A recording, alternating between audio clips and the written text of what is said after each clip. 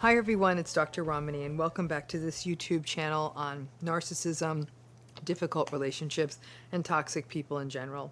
It's my hope that the content offered on this channel will help you better understand these patterns, these relationships, and answer your questions. Many of these ideas come from you. And if you're new to this channel, please do subscribe, hit that subscribe button, or hit that bell. If you hit that, you'll get notifications when videos come out, which is every day.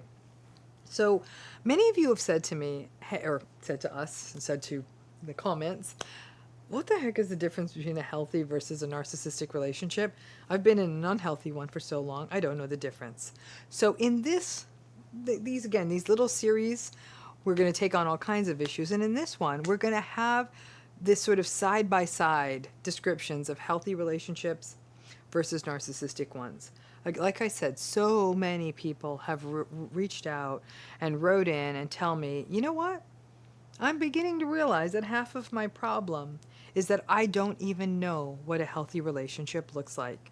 So like I said, in this little series, we will take on some issues that come up in relationships and the difference between how these themes and these dynamics may play out in a healthy versus an unhealthy relationship. So let's begin with a dynamic that's probably never healthy, but let's break it down, which is insults. This is an easy one to begin with. Most of you are like, yeah, insults don't seem like a healthy part of a relationship, because by and large, healthy relationships do not involve insults per se.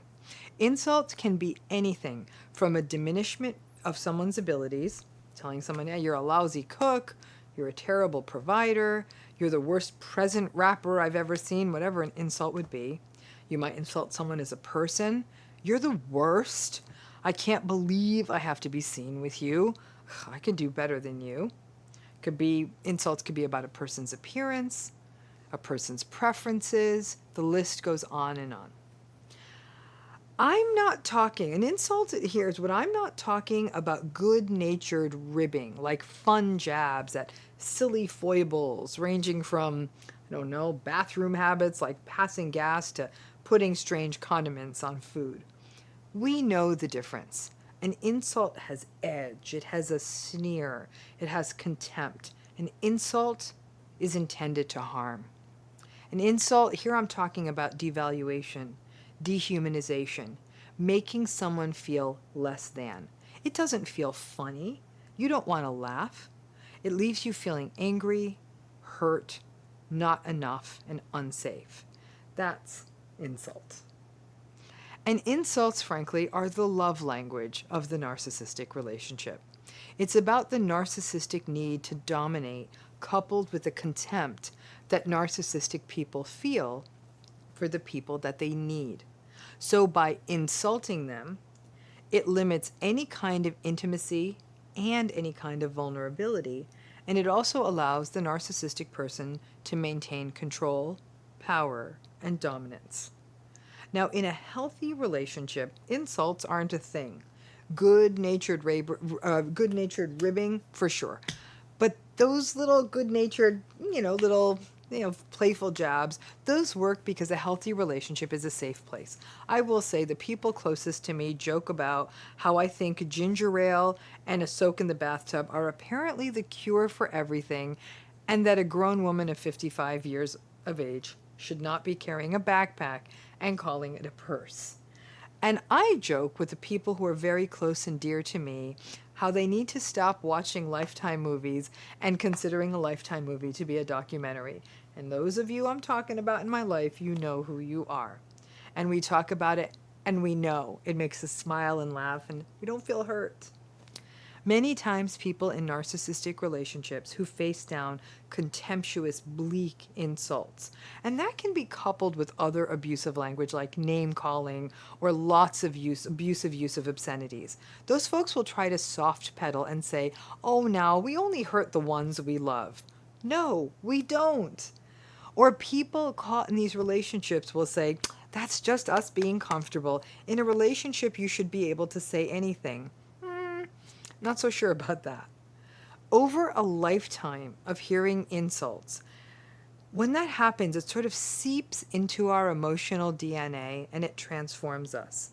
We become more accustomed to hearing them. We may even shape our identity around them and just accept those insults as a way that people interact with us. People who had narcissistic parents will say that a lifetime of insults set them up to end up choosing narcissistic partners, or to believe in the insults they hear, or stay in jobs in which insults and abuse are part of the workplace culture.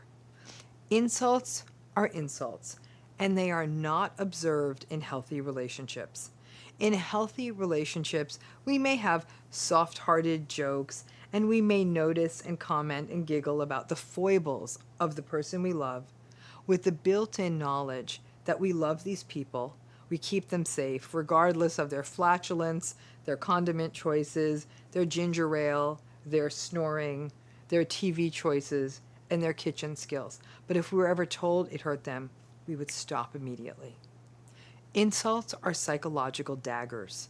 They hurt, and when we hear them, we feel a lump in our throats. If they are happening, it isn't healthy. Insults are not just words, but insults can also include the tone of our voice when we speak to someone, our body language, frequent use of obscenities, and going after vulnerabilities. For example, a person's weight, their appearance, or other sensitivities they may have. All of these are in the realm of the insult, and not the good-natured and affectionate banter. When someone does and says these things, and then tries to soft pedal it, honestly, I think that that's gaslighting. Contempt is the death of a relationship. The research of John Gottman has consistently shown that, and insults are a primary means of communicating that contempt.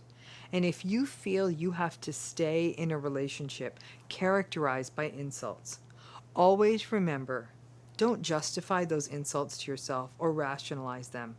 As I've always told you, force yourself into the and. For example, I am in a relationship with a person and they regularly insult me. Why do I want you to do that? Because it creates a personal accountability for you and keeps you from falling too far down the cognitive dissonance well. Again, I'm never here to tell any of you to leave a relationship or stay in a relationship. I'm here to tell you what the geography is and give you the tools you need to navigate it. But to recognize that if insults are happening, it's never okay. Like I said, force yourself into the and. I'm in a relationship and I'm insulted. From there on in, you decide how you want to proceed. Stay in it, leave in it, set boundaries, but just don't justify it. So thanks again.